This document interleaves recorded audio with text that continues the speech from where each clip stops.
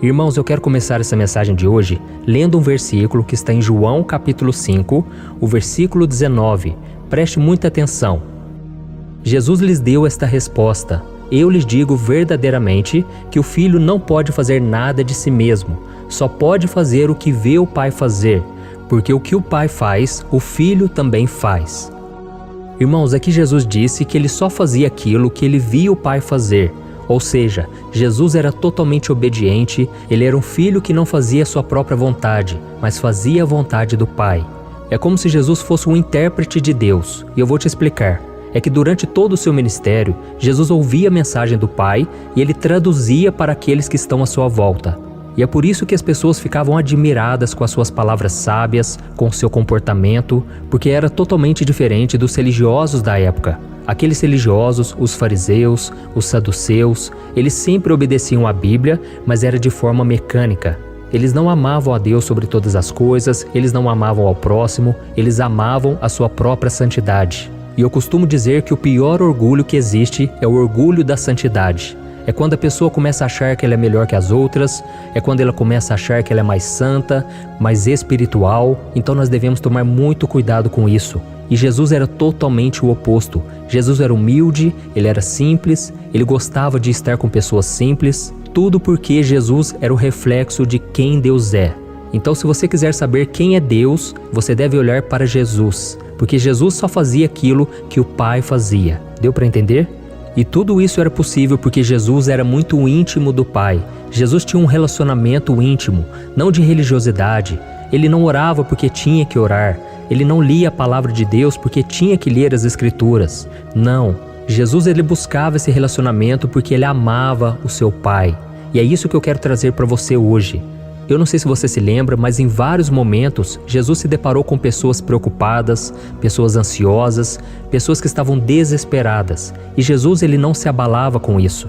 E hoje nós vemos o quê? Cristãos preocupados, ansiosos, morrendo de medo do que vai acontecer no mundo, porque está faltando comunhão com Deus. Quando você busca ao Senhor e entrega a Ele todas as suas preocupações, a Bíblia promete que a paz de Cristo, que excede todo o entendimento, ela vai guardar o seu coração e a sua mente. Mas para isso você tem que se entregar totalmente. Você não pode simplesmente ver as outras pessoas orando. Você tem que se dedicar à oração. E como eu disse, Jesus estava totalmente cheio da presença do Senhor. É como se o seu tanque de combustível estivesse cheio e sempre quando começava a se esvaziar, à medida em que ele caminhava neste mundo, Jesus logo vinha se abastecer na presença de Deus. E a Bíblia diz mais de uma vez, muitas vezes, que Jesus se retirava dos discípulos e ele ia sozinho ao jardim do Getsêmani, ele ia em vários lugares solitários para buscar a presença do Pai. E aí quando chegavam os problemas do dia a dia, Jesus já estava preparado, ele estava abastecido espiritualmente. Então, meu querido irmão e minha irmã, se você quer ter vitória sobre os problemas, se você quer ter força espiritual para enfrentar as tentações, os desafios do dia a dia, você tem que buscar a presença do Senhor. Essa é a coisa mais importante. A Bíblia diz que Jesus estava ensinando as multidões, eram mais de 5.000 pessoas, e de repente as pessoas começaram a ficar com fome e os discípulos se desesperaram. E eles perguntaram: Mestre, como nós vamos alimentar essa multidão? Mas Jesus ele disse: o que vocês têm em mãos? E eles não tinham nada. Mas de repente um menininho que estava ali na multidão trouxe a eles 5 pães e 2 peixes. E a Bíblia diz que Jesus não ficou se esperneando, ele não ficou agitado, ansioso, não. Ele simplesmente ergueu aquele alimento, ele deu graças a Deus e de repente o milagre da multiplicação começou a acontecer. E a Bíblia diz que diante de tudo aquilo, Jesus já sabia o que ele iria fazer. Então, meu querido irmão, tudo que você tem passado hoje e tem passado nesses últimos tempos, Jesus já sabe como resolver. Ele tem a resposta nas suas mãos, ele tem a chave da vitória. Mas para isso você tem que perseverar, você tem que resistir contra o mal, você tem que buscar ao Senhor com perseverança. E a vitória sua vai chegar na hora certa. Amém? E vocês se lembram também quando os discípulos de Cristo chegaram até ele muito preocupados com o cego de nascença? Eles queriam saber se aquela doença vinha dos seus pais, vinha do pecado, mas Jesus não estava nem um pouco preocupado, porque Jesus sabia que de alguma forma aquela situação iria revelar o poder de Deus. Isso está escrito em João capítulo 9, versículo 3. E você se lembra também das irmãs Marta e Maria, quando elas estavam muito preocupadas porque o seu irmão Lázaro estava doente? A Bíblia diz que Jesus estava tranquilo, Jesus não se apavorou, e ele disse para elas: esta enfermidade não é para a morte, mas para a glória de Deus, para que o Filho de Deus seja glorificado por ela. Então, irmãos, por que Jesus não era pego de surpresa? Por que Jesus não ficava desesperado? Porque Jesus tinha um relacionamento íntimo com Deus. E talvez você esteja aí se perguntando, mas pastor, como eu consigo ter esse relacionamento também? Oh, meu querido irmão e minha irmã, é através da oração. A Bíblia conta que o segredo de Jesus era a oração. Ele se levantava nas madrugadas para orar, ele conversava com seu pai durante a noite enquanto os outros dormiam. Ele tinha uma sede pela presença do Senhor. E quando ele percebia que as pessoas o estavam procurando e havia muita coisa para ser feita, sabe o que Jesus fazia? Ele orava para que a sua agenda estivesse alinhada com a agenda de Deus. E talvez você pense assim: ah, pastor, mas assim eu não consigo, pastor, eu já tentei, eu já venho tentando há muito tempo. Meus irmãos, todos nós precisamos aprender a orar. Os discípulos chegaram para Jesus e disseram: mestre, ensina-nos a orar.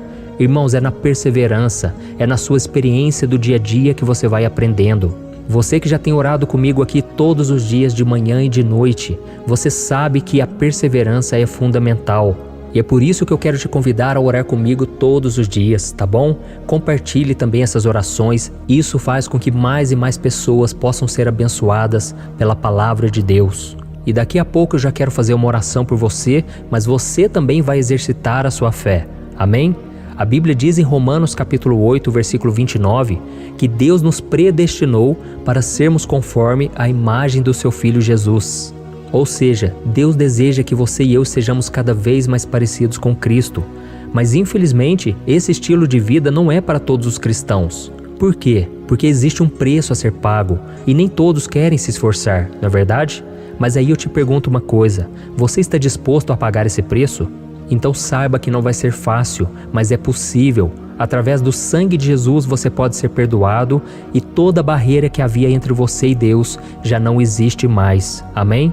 E só para a gente encerrar, eu quero ler um último versículo que está em 1 João capítulo 1, o versículo 3. Olha o que o apóstolo João disse: nós lhes proclamamos o que vimos e ouvimos, para que vocês também tenham comunhão conosco. Nossa comunhão é com o Pai e com seu Filho Jesus Cristo. Então, irmão, somente quando você passa um tempo na presença de Deus, depois de ter visto e ouvido a respeito das maravilhas do Senhor, é que você começa a falar a respeito de Jesus de uma maneira que as pessoas querem ouvir. Você começa a perceber que a luz de Cristo começa a brilhar na sua vida, as pessoas percebem que aquilo que você diz é algo que vem do coração, não é algo monótono, mas é um fruto de um relacionamento íntimo com Deus. Amém? Então eu não estou falando aqui de religião, eu estou falando de relacionamento. E é isso que nós vamos fazer agora, nós vamos orar. Então se você puder fechar os seus olhos, eu vou fechar aqui também e vamos nos concentrar na presença do Pai. Vamos falar com o Senhor. Senhor, meu Deus e meu Pai, eu quero te agradecer por este momento. Oh, meu Pai, muito obrigado pela minha vida, obrigado pela vida dos meus irmãos, porque se nós estamos vivos, porque se nós estamos respirando, é porque o Senhor ainda tem uma obra na nossa vida.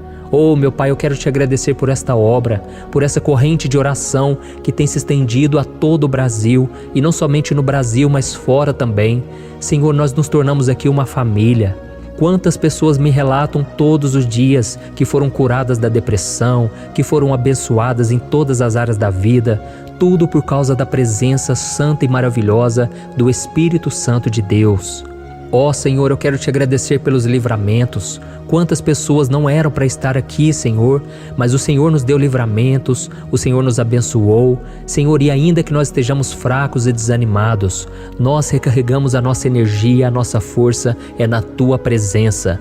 Por isso eu te peço agora, meu Pai, que a unção poderosa do Espírito Santo quebre todo jugo, despedace todo mal, toda barreira, tudo aquilo que o inimigo se levantou contra esta vida. Eu repreendo em nome de Jesus. Eu cancelo todo o mal, toda depressão, todo desânimo, todo sentimento de fracasso, de morte. Eu repreendo em nome do Senhor Jesus. E eu declaro: a cura, a libertação e a vitória pertence a você, meu querido irmão e minha irmã.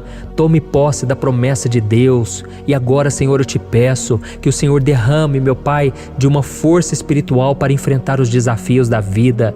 Senhor, não deixe que o nosso coração seja contaminado pelo pessimismo, pelo desânimo, pelo sentimento de frustração, de rejeição. Que a gente possa entender que o amor do Senhor cobre multidão de pecados. Que nós possamos entender que o Teu amor, Senhor, lança fora todo medo. Senhor Jesus, eu te peço, abençoa cada um que está me ouvindo agora. Em nome de Jesus eu te peço, Senhor, que a vida dessa pessoa nunca mais seja a mesma. Que a partir de hoje ela receba uma força para orar. Que ela esteja aqui comigo todos os dias, de manhã e de noite. E que ela não venha quebrar essa corrente, mas que o Senhor possa sustentá-la e dar a vitória em todas as áreas da vida. Em nome de Jesus que eu oro e já te agradeço. Amém. Glória a Deus.